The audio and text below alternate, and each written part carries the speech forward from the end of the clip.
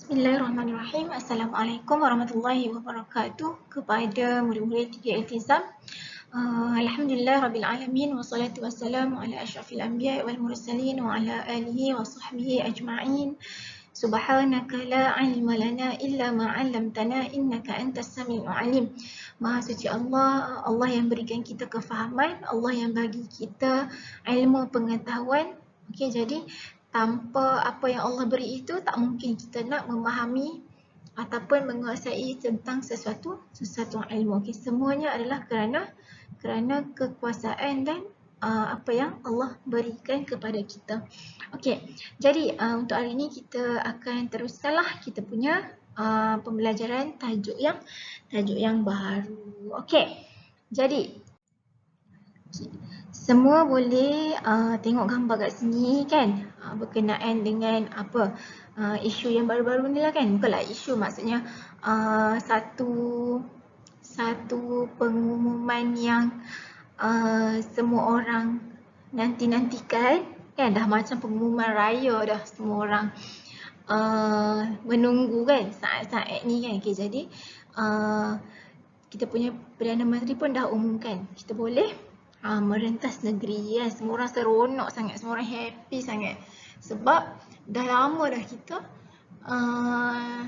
berkurung kan, tak boleh nak hidup macam biasa, nak pergi mana-mana pun jadi terbatas kan. So bersyukurlah kepada Allah kan, bersyukur sebab masih lagi diberi peluang untuk jumpa dengan kita punya family, boleh pergi ziarah, boleh pergi jalan-jalan kan. Bersyukurlah kan. Cuba bayangkan keadaan kita sebelum ni yang ada yang tak boleh nak jumpa mak ayah, ada yang tak boleh nak jumpa anak-anak kan. Betapa keadaan tu sangat stressful kan. Jadi bersyukur sangat-sangat kepada Allah masih bagi kita peluang ini.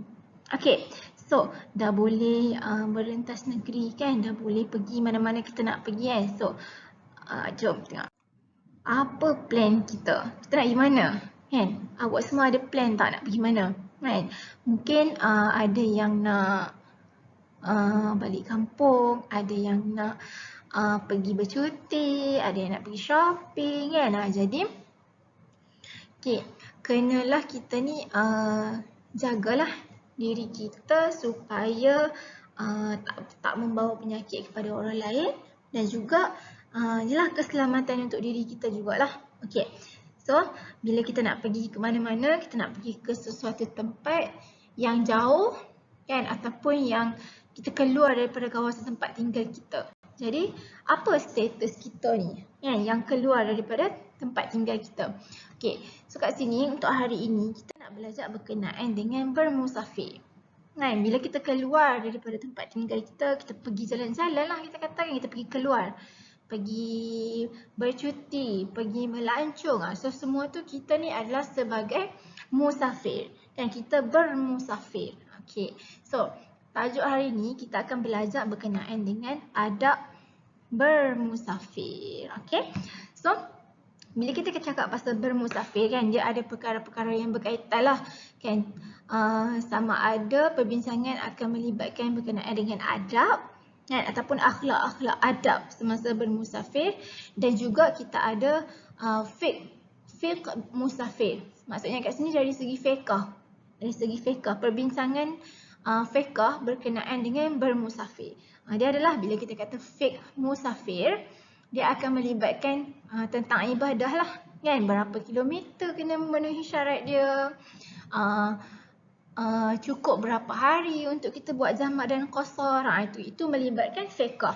Okay. So jadi hari ni kita akan belajar berkenaan dengan adab bermusafir kan, macam mana kita nak bertingkah laku kan, apa yang kita kena buat kan, apa yang Nabi buat semasa Nabi bermusafir. So hari ini berkenaan dengan adab sahaja perbincangan kita kan. Kalau kita bincang fiqh dia akan lagi luas lah.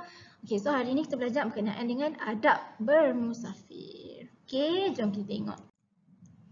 Okey, sebelum kita tengok ataupun kita belajar berkenaan maksud musafir, kita nak tahu apa itu bermusafir. Sebelum tu kan, saya tahu semua dah pernah belajar dalam masa tingkatan 2. Ya, tingkatan 2 berkenaan dengan jamak dan qasar. Dan juga masa tingkatan 2 tu, kita dah terangkan dah apa itu bermukim, apa itu bermusafir dan juga apa itu bermastautin. Okey, jadi latihan yang pertama. Okey, take note bila warna merah ni latihan 1, jadi awak kena tulis dekat awak punya test pad, dekat awak punya kertas ataupun awak punya buku latihan ni. Okey, jawab apakah maksud bermukim. Lepas tu berikan contoh situasi. Contohnya macam ni, macam ni, tu maksudnya dia bermukim. Ataupun bermusafir. Apa maksud musafir? Apa situasi dia? Okey, situasi dia contohnya Adam keluar ke mana-mana. Okey, kena sesuai dengan situasi dan juga maksud bermusafir tu. Okey, so nanti awak buat, lengkapkan latihan ini. Okey, seterusnya kita tengok apakah maksud bermusafir. Okey, bermusafir kita tengok dari segi bahasa, maksudnya ialah keluar. Keluar. Okey, kalau dalam bahasa Arab perkataan asal dia ialah mufrad. Perkataan asal dia ialah safara. Maksudnya keluar. Okey, dari segi istilah pula, maksud bermusafir ialah seseorang yang keluar daripada kawasan bermukim. Okey, so kat sini ada perkataan bermukim. Jadi tadi surah awak cari dia kan, apa maksud bermukim. Jadi awak kena faham betul-betul. Seseorang yang keluar daripada kawasan dia bermukim menuju ke suatu tempat yang jaraknya melebihi 2 marhalah. Okey, dia mesti daripada tempat dia bermukim kat sini contohnya menuju ke suatu tempat. Dia kena ada tempat yang dia nak pergi. Contohnya dia daripada A, dia nak ke B ni. Okey, jarak dia mesti melebihi 2 marhalah. Okey, awak dah pernah belajar dah dulu 2 marhalah tu maksudnya ialah 81 kilometer. Jadi dia kena ada destinasi yang dia nak pergi dan juga dia mesti keluar daripada tempat dia bermukim. Okey. Boleh faham Okey, so next kita tengok latihan yang kedua. Okey, so take note bila latihan yang kedua awak kena tulis dekat awak punya kertas. Okey, jawab soalan ni. Okey, tentukan status musafir bagi situasi yang berikut. Okey, kita tengok situasi yang pertama ini. Adam belajar di Korea. Okey, dia bermusafir untuk melihat keindahan ciptaan Allah daripada Seoul ke Jeju sejauh 200 km. So kat sini kita tengok 200 km ni lebih ke tak lebih 81? Lebih kan? So dia dah melebihi 2 marhalah. Jadi lulus lah. Dia kira musafir lah kan? Okey. Lepas tu dia naik tu pula kan. Dia naik apa kenderaan dia? Dia naik bullet train kan. So dia naik bullet train. Bullet train ni laju sangat. So lepas tu dia sampai ke destinasi tersebut dalam masa 1 jam je. Kan? Dalam 1 jam je. Cepat sangat kan. Selalunya biasanya kalau kita kata bermusafir ni dia boleh jadi 2 jam kan kalau kita naik kereta biasa kan. Okey, jadi kat sini dia cukup 2 marhalah. Tetapi masa dia tu singkat sangat. Sejam je dah sampai dah. Adakah dia dikira sebagai bermusafir? So awak tentukan. Awak fikir betul-betul lah, awak tentukan sama ada dia bermusafir ataupun tidak. Okey? Bagi alasan.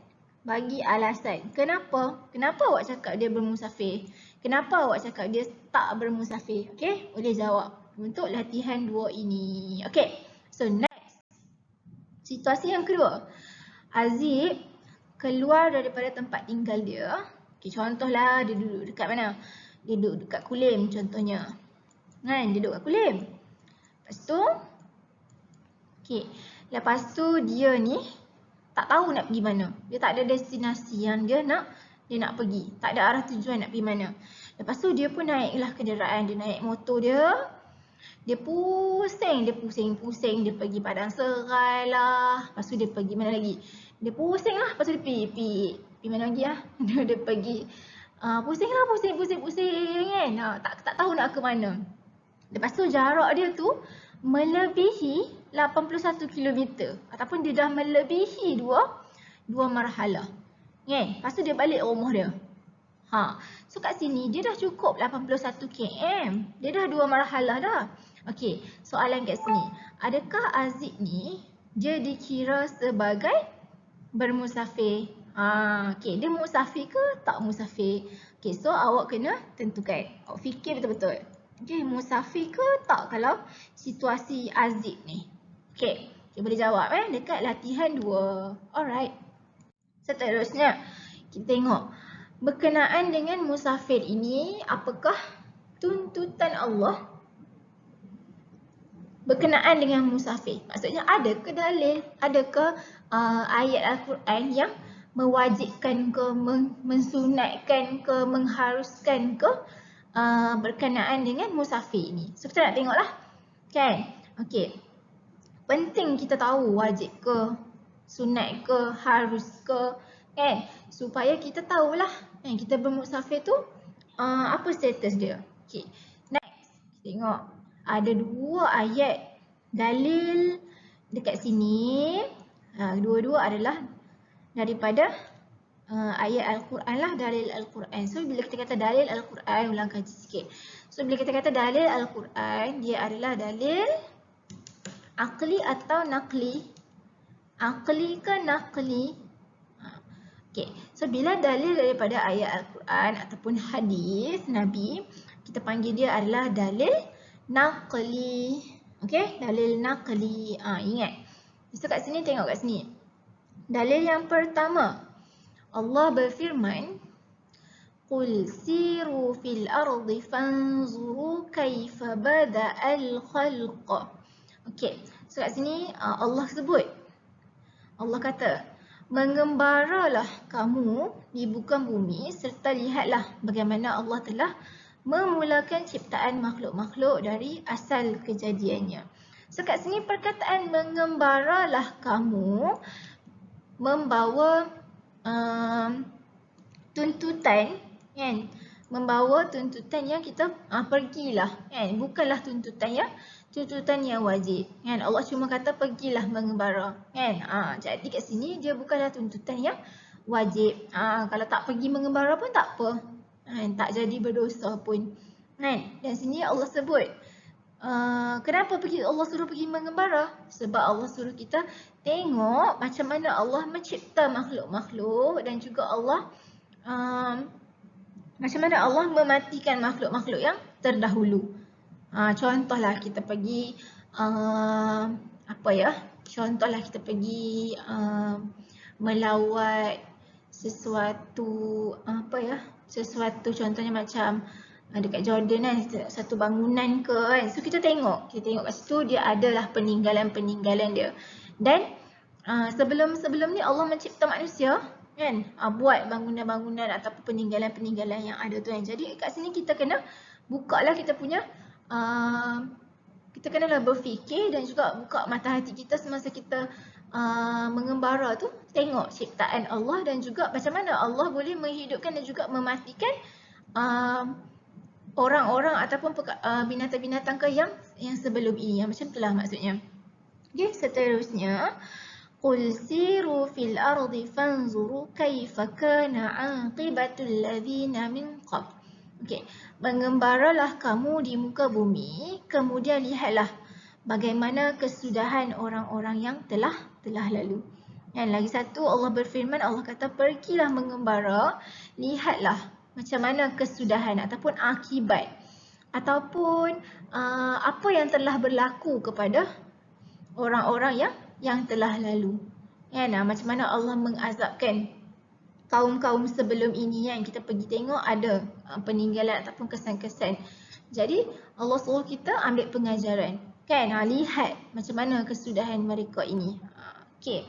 So daripada sini adalah tuntutan ataupun seruan Allah supaya kita ni pergi bermusafir, pergi mengembara, menambah ilmu pengetahuan dan juga sekaligus menambah keimanan kita kepada Allah. Itu lagi penting. Okay, clear kan? Okay, so next. Kita tengok. Kita bercakap berkenaan dengan musafir. Okay, kita tengok.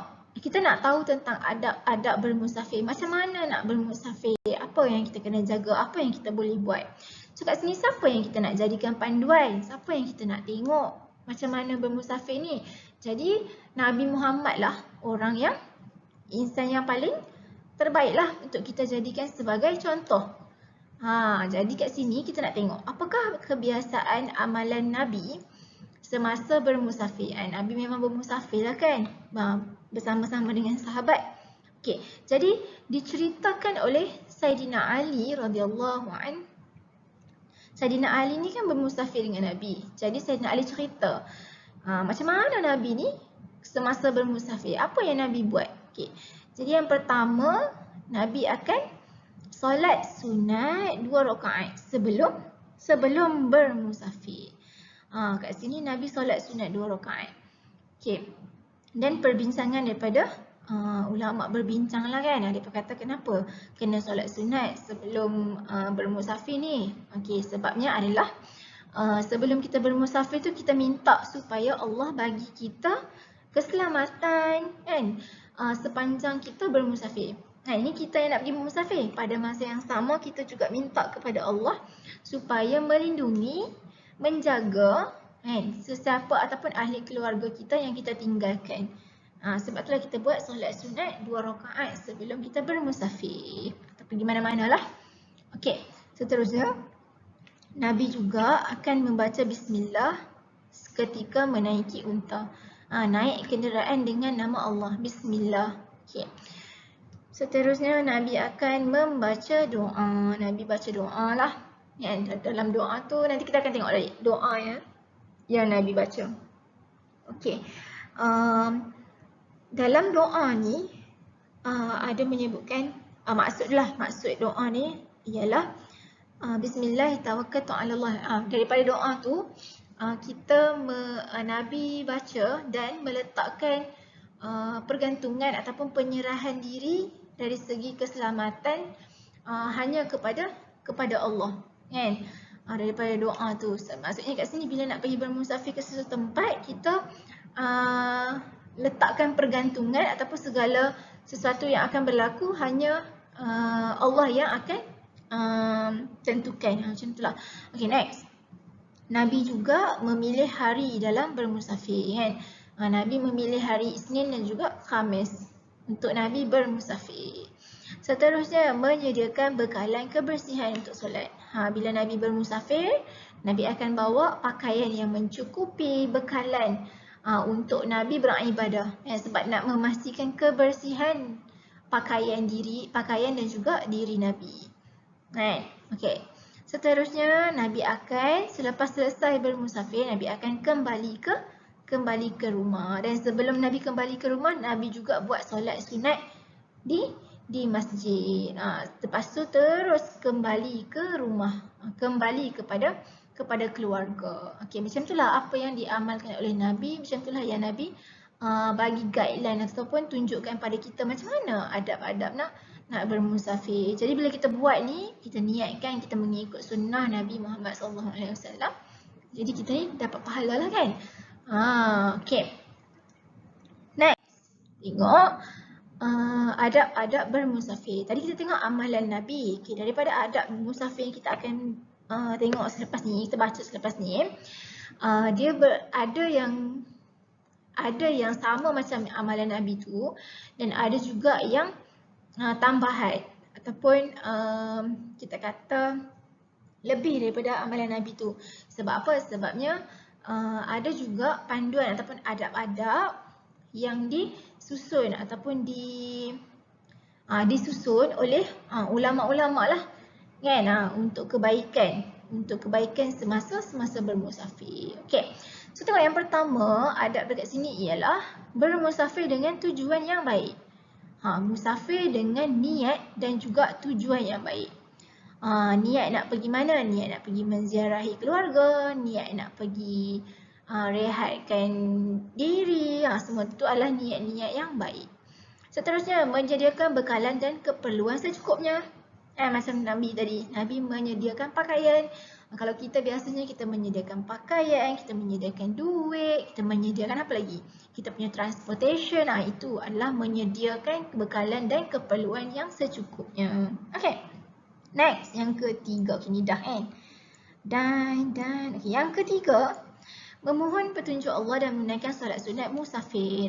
Sama macam Nabi tadi, minta doa dan juga buat solat sunat musafir. Okay, solat sunat musafir ni kita niatkanlah kita nak solat sunat musafir 2 rakaat kerana Allah Ta'ala kan. Solat macam biasa, macam kita buat solat sunat duha kan. Cuma niatlah yang berbeza. Okay, next, mengucapkan selamat tinggal kepada keluarga. Ucap selamat tinggal. Maksudnya kat sini kita inform lah, kita bagi tahu kepada ahli keluarga kita ni nak pergi bermusafir. Bagi tahu, maklumkan, cakap selamat tinggal. Kan? Sebab kita tak tahu sama ada kita pergi tu akan balik ke tak balik dah. So ucap selamat tinggal kepada keluarga. Okay, seterusnya, melantik ketua jika bermusafir melebihi 3 hari. Okay, so situasi kat sini kita kena lantik seorang ketua. Macam mana nak lantik ketua ni? Dia kena buat undian ke apa ke kan? So kat sini lantiklah ketua. Maksudnya kat sini lantiklah seseorang yang kita boleh yang boleh elakkan kita daripada bergaduh, yang boleh bagi boleh bimbing kita semualah kan sepanjang kita bermusafir tu kan, supaya tak berlakunya pertelingkahan, tak bergaduh. Okay. Seterusnya, tidak meninggalkan solat fardu, mematuhi peraturan dan juga memelihara alam sekitar. Kan? Ini adab lah. Jangan meninggalkan perkara-perkara yang wajib buat. Solat, apa lagi? Menghormati orang lain. Itu pun benda-benda yang wajib kita buat. Dan mematuhi peraturan dan pelihara alam sekitar. Seterusnya, disunatkan memperbanyakkan doa sepanjang bermusafir. Banyak-banyakkan berdoa. Sebab doa orang yang bermusafir tu mustajab. Okay, seterusnya, segera kembali kepada keluarga setelah selesai urusan. Dah selesai dah bermusafir. Dah habis dah urusan kerja, bermusafir, baliklah kepada keluarga. Sebab apa? Sebab kita tak mau ahli keluarga kita risau. Itu juga apa yang Nabi buat. Nabi terus kembali kepada keluarga. Okey. Itu adalah adab-adab bermusafir. Ini tambahan lah kan apa yang daripada amalan Nabi buat tadi. Okey. Next. Ini adalah doa menaiki kenderaan dan juga semasa bermusafir. Tadi saya kata doa dia ialah Bismillah tawakkaltu ala Allah wala hawla wala quwwata illa billahil aliyyil azim. Okay? Kat sini kita bertawakal kepada Allah. Kan? Kita tak ada upaya, tak ada kekuatan melainkan Allah. Kita menyerahkan pergantungan kita ni kepada Allah. Allahu akbar subhanalladzi sakhkhara lana hadza wa ma kunna lahu muqrinin wa inna ila rabbina lamunqalibun. Allahumma inna nas'aluka fi safarina hadzal bir wat taqwa wa minal amali ma tarda. Kan? Kat sini kita cakap apa? Kita bagi tahu Allah, kita kata sesungguhnya Allah yang menggerakkan kenderaan ini, kan?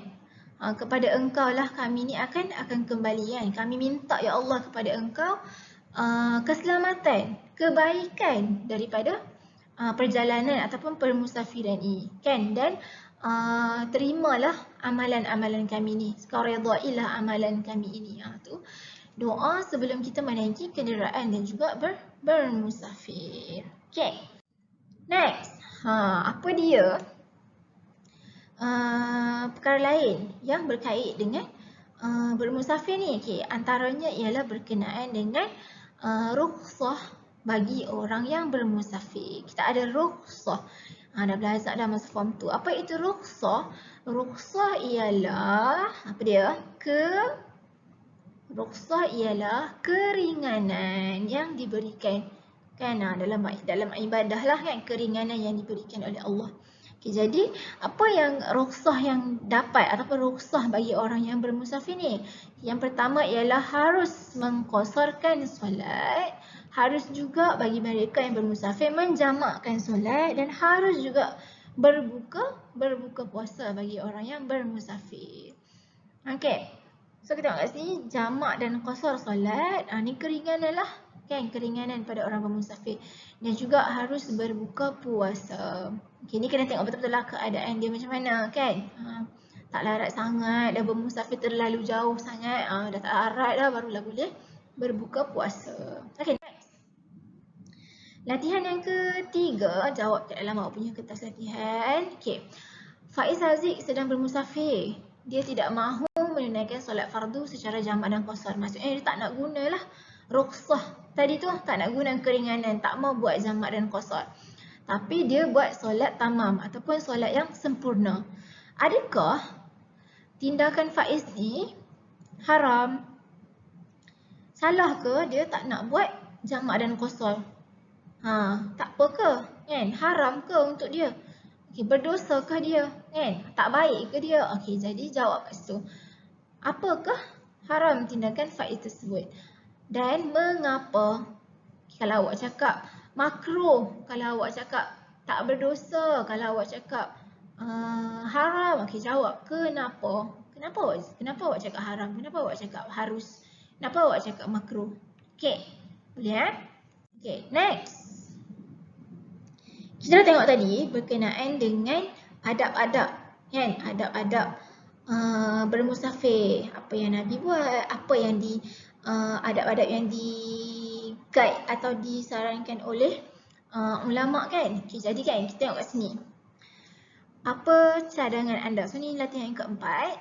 Melihat kepada situasi penularan wabak pada hari ini, apakah adab-adab lain ataupun akhlak untuk yang perlu dipraktikkan untuk kita bermusafir bagi mengelakkan penularan penyakit. Tadi kita tengok adab-adab tadi tu, kan, adab-adab yang nak bermusafir tadi tu, dia macam keadaan yang apa yang kita kata, adab-adab yang basic lah kan. Kita nak bermusafir, kita kena kena solat, kena apa lagi tadi?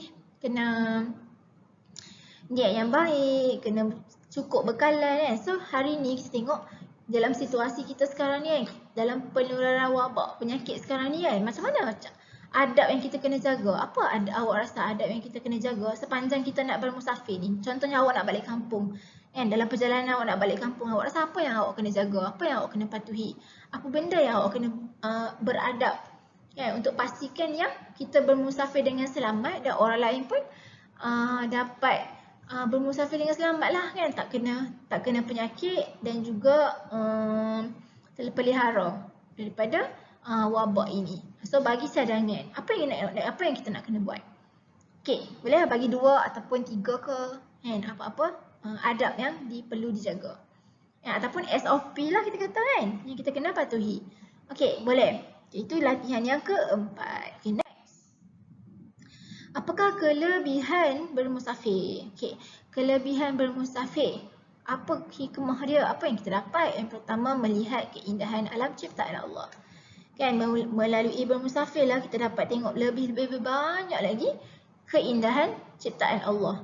Kan, kalau kita duduk kat rumah kita je hari-hari kan, itu je yang kita tengok kan. Itu je yang kita tengok. Jadi kita bermusafir, kita dapat tengok lebih lagi, banyak lagi ciptaan Allah. Tambah-tambah lagi kalau di luar daripada negara kita kan. Okey. Lagi, doa orang yang bermusafir dimakbulkan. Berdoa bersungguh-sungguh dan juga yakin. Kan? Jadi berdoa orang yang bermusafir dimakbulkan. Seterusnya, menambahkan ilmu pengetahuan dan meningkatkan keimanan. Kan? Bila kita bermusafir, kita pergi ke sesuatu tempat, kita pergi mengembara, kita pergi melawat sesuatu negara kan, bertambahlah ilmu kita tentang sesuatu. Yang kita tengok macam mana culture orang lain, kita tengok macam mana kehidupan orang-orang lain kan dekat negara lain. Jadi bertambahlah ilmu kita. Dan sekaligus yang paling pasti, yang paling kena sekali ialah meningkatkan keimanan kita kepada Allah. Kan? Maha berkuasanya Allah menciptakan alam ini macam-macam bentuk. Kan? Allah Maha Berkuasanya Allah menciptakan manusia ni macam-macam rupa. Macam-macam bangsa, macam-macam budaya, macam-macam bahasa. Bertambahlah keimanan kita kepada Allah. Seterusnya, mendidik diri menjadi hamba yang bersyukur dan bersabar. Mendidik diri menjadi orang yang bersyukur. Okay. Contohlah kan macam kita bila kita melawat tempat-tempat orang-orang yang miskin ke, tempat-tempat orang yang memerlukan kan, bertambahlah rasa syukur yang ada dekat dalam diri kita. Okay, next. Bergaul dan berkenalan dengan pelbagai bangsa dan budaya. Inilah kelebihan kita bermusafir. Dapat kenal orang lain, dapat kenal bangsa lain, dapat kenal budaya lain. Itulah kelebihan kita bermusafir. Okay, next. Kita tengok apa hukum bermusafir. Okay, musafir ni dia boleh jadi haram. Maksudnya kat sini contohnya Faiz pergi bermusafir. Permusafiran itu boleh jadi haram. Tapi kena tengoklah situasi dia apa. Okay. Boleh jadi juga makruh, boleh jadi juga sunat. So depends. Apa musafir untuk apa? Nak pergi mana? Nak buat apa? Okay, bergantung. Okay. So kat sini tengok ada hukum wajib, sunat, harus, makruh dan juga haram. Okay, yang first kali tengok wajib. Macam mana musafir tu menjadi wajib untuk seseorang? Okay, contoh maksudnya kat sini bermusafir untuk menunaikan kewajipan apabila cukup syarat. Kan? Bila dah cukup syarat, bermusafir tu wajib untuk dia. Contohnya seseorang tu dia cukup syarat untuk menunaikan haji.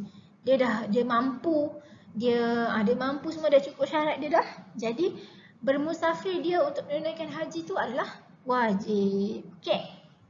Next, tengok sunat. Bermusafir untuk melakukan perkara-perkara yang sunat. Contohnya bermusafir nak pergi solat. Bermusafir untuk buat apa? Bermusafir untuk menziarahi Masjid Nabawi ke, itu sunat. Nak pergi buat benda yang sunat. Seterusnya, harus. Okay. Bermusafir untuk melakukan perkara yang harus. Dia bermusafir sebab dia nak pergi makan dekat mana-mana tempat yang viral contohnya. Okay. So hukum dia adalah harus, sebab makan tu harus. Nak bermusafir, nak pergi nak pergi mandi air terjun ke, kan? Tapi dia jauh, lebih 81 km. Jadi kat situ hukum dia harus, sebab nak pergi buat apa? Nak pergi tengok keindahan alam, nak pergi mandi-manda. So kat situ hukum dia adalah harus sahaja. Okay, next, makruh. Bermusafir untuk melakukan perkara yang sia-sia. Dia bermusafir nak pergi sana, nak apa? Nak ronda-ronda mall, tak ada apa dia nak buat. So kat situ bermusafir dia tu jadi perkara yang makruh. Tak baiklah, Allah tak suka. Okay, next. Haram pula ialah bermusafir untuk melakukan perkara yang haram. Okay, bermusafir untuk pergi berzina, bermusafir untuk pergi apa lagi ya? Nak pergi mencuri, bermusafir untuk pergi apa? Bermusafir untuk pergi buat apa lagi? Itulah contoh-contoh dia kan, bermusafir untuk buat benda yang haram. Jadi hukum dia haram lah permusafiran dia itu. Okay, boleh ya. So dia depends kepada situasi, depends kepada tujuan awak nak bermusafir tu untuk apa. Kan? Okay, bukannya semua tu musafir, nama macam baik je musafir tapi boleh jadi haram. Bila awak buat perkara-perkara yang haram, bermusafir untuk buat benda yang haram. Okay. So, jadi untuk latihan yang kelima ini, awak kena tentukan status musafir bagi situasi yang berikut. Jadi Ustazah ada 9 situasi ataupun 9 keadaan yang awak kena define, awak kena tentukan. Haram ke, makruh ke, sunat ke, kan? So awak tulis je dekat awak punya kertas. Nombor 1, apa hukum dia? Nombor 2, apa hukum dia? So ada 9. So make sure ada 9 lah jawapan. Haram ke, makruh ke, sunat ke, apa semua. Okay, tu untuk latihan yang nombor 5 ini. Okay, ni sambung Ada 9 semua Okay, so apa hikmah? Apa pengajaran? Apa yang kita dapat daripada beradab semasa bermusafir ini? Pertama sekali ialah perjalanan diberkati oleh Allah. Kan? Kita bermusafir dengan niat yang baik, bermusafir dengan memulakan musafir kita tu dengan menyebut nama Allah, dengan pergantungan kita kepada Allah. Jadi insya-Allah perjalanan kita tu akan dipelihara, akan diberkati oleh Allah. Next, memberi ketenangan hati. Musafir yang dimulakan dengan doa dapat memberi ketenangan jiwa. Macam tadi lah saya katakan, kita mulakan musafir kita ni dengan kita kata, Ya Allah, Allah yang jaga kita, Allah yang gerakkan kenderaan kita kan. Semua ni kerana Allah. Kalau aksiden ke, kalau selamat ke, semua Allah yang tentukan. Jadi kita rasa tenang. Tak ada rasa takut ataupun risau dekat dalam hati kita. Okay, next. Perjalanan menjadi mudah dan lancar. Kan? Kita lantik ketua, kita sediakan bekalan yang cukup. Kan? So kat situ perjalanan jadi mudah dan lancar. Okay, next. Yang keempat, mendidik jiwa berdisiplin. Kita jaga adab, kita make sure kita solat, kita pastikan kita patuhi peraturan di mana kita berada, peraturan jalan raya contohnya. Lepas tu kita patuhi peraturan SOP baru yang ada sekarang ni kan, jaga diri kita, jaga diri orang lain juga kan. So kat situ dia mendidik diri kita supaya berdisiplin. Contohnya awak pergi mandi sungai contohnya kan, jangan buang sampah berata-rata, bawa balik sampah yang awak bawa. So kat situ mendidik diri menjadi orang yang berdisiplin kan. So beradablah ketika kita ni bermusafir. Sebab apa yang guideline yang Islam guide kita ni kan, apa Islam bagi panduan pada kita ni sebenarnya adalah satu keuntungan ataupun satu kelebihan untuk diri kita sendiri sebenarnya. Kan? Bukannya Islam tu tetapkan peraturan ataupun tetapkan adab-adab ini untuk menyusahkan kita, untuk melimitkan kita punya kehidupan kita. Tak, tapi sebenarnya melalui adab-adab yang ditetapkan ni dalam Islam ni sebenarnya nak bagi kita kelebihan tadilah, bagi tenang hati, nak didik kita menjadi seorang yang berdisiplin. Semuanya tu mendatangkan keuntungan ataupun kelebihan tu datang balik pada diri kita. Kan? Bukan nak membebankan kita. Jadi kita kena amalkanlah kan adab yang diberikan panduan oleh agama kita ini kan. Kita kena proud lah kan? Sebab bermusafir pun nak pergi jalan pun agama bagi guideline kan. Hebatlah agama kita bagi guideline. Nak makan pun bagi guideline macam mana nak makan, beradab ketika makan. So Islam itu agama yang menyeluruh, syumul kan, way of life, cara hidup kita. Jadi kita kenalah yakin, percaya, dah ada ilmu tentang adab bermusafir ni kita kena amalkan kan, supaya hidup kita ni supaya kita ni mendapat kejayaan tu bukannya hanya di akhirat saja, tapi kita mendapat kejayaan tu di dunia juga kan. Dapat kemudahan kat dunia juga, dapat kebaikan di dunia juga, selain daripada kita mendapat kebaikan di akhirat. Macam itulah. Okay, so itu sahaja untuk tajuk hari ini. Kita belajar berkenaan dengan adab-adab bermusafir kan. Kita tengok nak pergi mana-mana kena ada adab dia. Sebelum nak pergi, apa nak kena buat, apa nak kena prepare, apa yang nak kita kena buat dulu sebelum kita bergerak. Macam mana dengan ahli keluarga yang kita tinggalkan, kita kena buat apa. Ini apa yang Islam bagikan panduan pada kita. Seterusnya kita tengok tadi ada juga ayat Al-Quran kan, yang menyeru kita supaya pergi mengembara. Tengok alam ciptaan Allah ini, ambil pengajaran daripada alam.